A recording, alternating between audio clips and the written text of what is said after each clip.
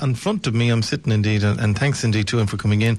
This is Motor Neuron Awareness Week, so it is. And Sean Daly from Ockram sits up to me. Sean, good morning to you. Good morning, Keith. Thanks for joining us today. You're welcome. You've a remarkable story to tell, because in March, tell our listeners what you were doing in March. In the fine weather in March, the second half of March, I was ploughing, getting ready for sowing the grain, and I ploughed 140 acres at that time. Now, that's only a few months ago. Yeah. Now, you've since been diagnosed with motor neuron. Had you any aches or pains or anything up to that?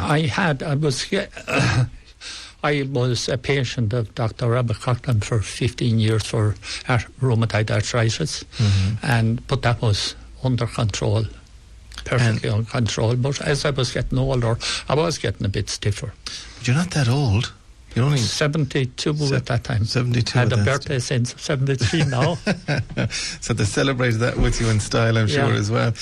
And what type of symptoms did you have before you were diagnosed? Well, before I was diagnosed, as I say, I was getting stiff, and with the power of my arms and my legs, I was able to climb up on the tractor, do a good day's work, and doing it as well as ever I'd done it, and going on the loader, feeding cattle and everything. But then the following week, Aileen used to have to push me up on the tractor and the loader, and it just rapidly worse. And what was your reaction when that started to happen? When Aileen, God bless you, Aileen, pushing them up on it, but when she had to do that, what was your reaction? No, I just, at that time, I said it was only temporary, that you'd pulled something or something had happened. I had other ailments. I mean, I had prostate cancer 6 years ago, and it never cost me a thought, and got fully better of it. And you said to me before we went on air that you were always working. You were always trucking away and working hard. Well, yeah, I'd be doing the tillage and the things. I was in the marts every week, buying cattle and feeding them and finishing them and selling them to the factory. So when then were you diagnosed? I mean, it's so quick, so it is, Sean. Well, I got a fright one day after having a shower. I realised that my arms had wasted away. Well, I looked, my legs were wasting away as well. So, do you mean getting thinner? Yeah, muscle wastage. Yeah. And at that time, doctor hadn't mentioned either motor neuron or MS or anything, but at that time, in my own mind, I was convinced that I had one or the other. And who mentioned motor neuron or MS first? Was it your GP or your doctor? My doctor mentioned that I went into Dr. Coughlin again, thinking that, he could fix it. And he said that he wanted a neurologist to see me as a matter of urgency. And that was at 4 o'clock on a Monday evening. He had a neurologist to see me at 3 o'clock the following day. And at that time, the doctor didn't want to see, but there was a test to be done beginning of the following week. And when that was done, just within 10 days of I seeing Dr. Lynch first, it was confirmed that I had motor neuron. And did you know anything about motor neuron? Unfortunately, I do know a fair bit about it from people that had suffered from it, Yeah, I was going to say, did you know people who had suffered from it? I did, yeah. Yeah. I did, yeah. It's a curse of a disease. It's an awful illness to have. Yeah, and but what can you do? You're one of the people that get it. You just have to face it as best you can. How are you coping now? Well, do you have good days and bad days? There are a lot of, for instance, now I can't feed myself anymore. And when I go in bed, I can't turn in bed. I have a habit for years of sleeping on either side. So at hourly intervals, I have to be turned every night. And my hands, my legs are gone. I'm wheelchair bound all the time now. And to look out and not be able to take part in any of the things that I that you used to do, I find it very difficult. Very difficult to look out and not be able to do anything. Mentally, you seem to be very strong. You know what's coming, and I'm not being cruel here. You know what's coming. I do. I think you're a very brave man to be sitting there at all, to be going on talking as openly as you talk. Well, Motor Neuron Society have been very good to me since it was diagnosed. And they contacted me to see if I would speak about it. And see, would you come into Finnegan and talk about it? Yeah. You're very brave to do it. And Aileen, you're very brave as well. I mean, you really are. Do you want to get involved, Aileen? No, you don't. No. Aileen wants to stay quiet today. No, well, tell you. She's giving you the last word, so she's got this one. She's, like, without her support, I wouldn't be able to carry on.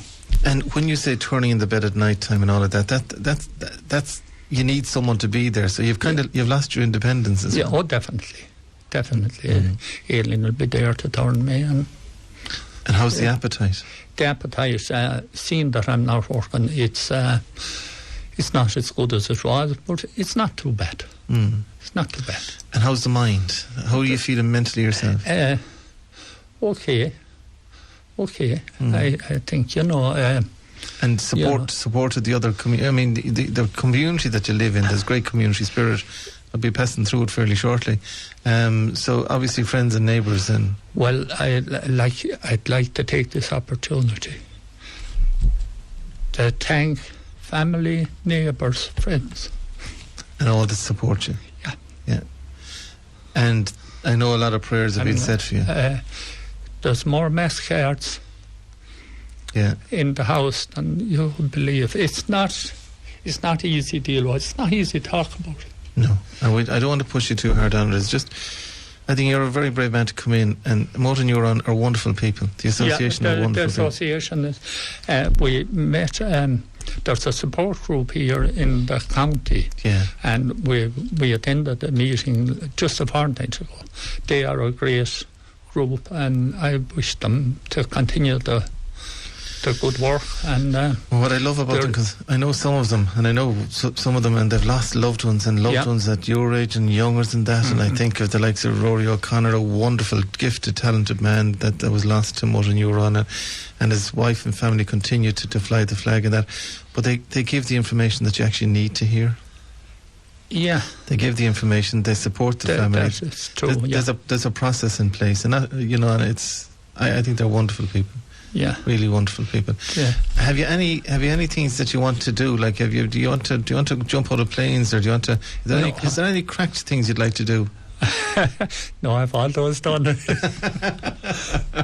Very, very important that you do get them done from there. There's one cracked thing that I done in January last before you were diagnosed. I bought a brand new combine harvester. Good on you. And I'll never sit on that. But be that may, that doesn't worry me, really. And who will continue the farming? Well, the Alien is there, and I have a family involved in farming, and it'll go on. So that'll be that. But Alien and Hannah and Seamus we live in Aughrim. We used to farm in Kilconnell up to 3 years ago, but then I divided up the farm there between other members of the family. So it'll be known as Sean's combine harvester. I feel a song coming on. There's a great song about the combine harvester. Said there was. There was. I feel a song coming on. And to just, if people want to help, they can contact us here and we'll give them details for the Motor Neuron Association, so they can make donations, because there's ongoing research into what causes this. There's no one thing that you did in life that caused this. No, the experts tell me that there is no one thing that brought this on. No. They really have a lot to learn about it yet. There's a huge amount of learning to be done. There's one thing that I want to deal with, probably the greatest shock connected to me condition when I was in the wheelchair happened the day of the referendum. When I went to vote, Aileen brought me down the wheelchair, and Hannah, our youngest daughter, was just 18 and had her first vote, and we always made a family effort to go vote, a trip to go vote. And when I went to the polling station, it wasn't wheelchair accessible. So it was an awful shock to the system. And my feeling was blasted. If they can provide a ballot box, they can provide a ramp.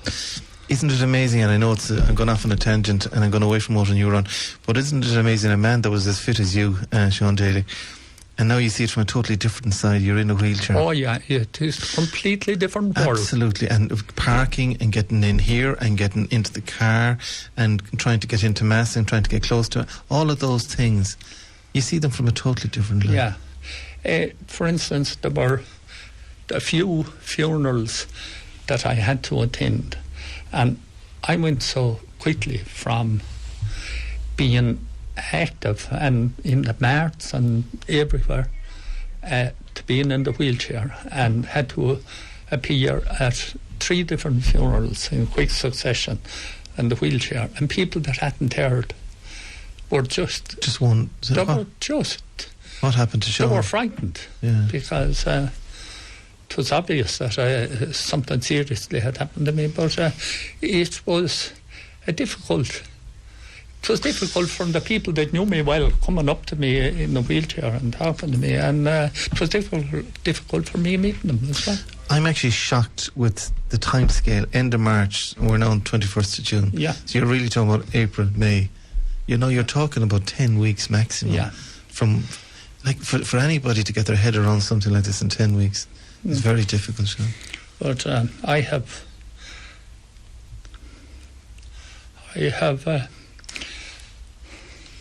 an important thing coming up in November. A daughter getting married. Have you? And what date in November is that taking place? The 11th to the 10th, 12th. 11th to the 10th. The 10th of the... We'll get the day right, Ailey. So the 10th to the 11th, 12th. 10th to the 11th, and you want to be there? I do. Well, if the Lord is listening to us at all and sees the man that's in front of me today, if there's any reason in the world at all, please God, you'll be there, Sean. You definitely, please God, you will be. I'm not a clinician, but I can't make promises. But I promise I'll be ringing the poor Clares when I finish here to start praying for you. And they're mighty women down there. And if that's possible, they'll do that. Thank you. And what's your daughter's name? And Katrina. Who's she marrying? She's marrying Ronan Murphy from Cork. What a name like Murphy, where else would he be from? And is he a farmer? No, he's... so you just adopt him in. So yeah, we will. Yeah. Just adopt him in. Listen, can I wish you the best of luck, Aileen? Thanks for popping into us. It is Motor Neuron Awareness Week, running from the 18th to the 25th. Sean Daly has told us his story. We'll keep in contact. Our thoughts and prayers are with you, Sean. Yeah. And to the rest of the family, and to Aileen, and to everybody indeed that's helping you currently, because they love you lots, and that's the most important thing in life, to get through all of this. It's 20 minutes past 11. We're going looking at the Boundaries Commission next, and a special thanks to Sean Daly from Ockram for popping into us this morning.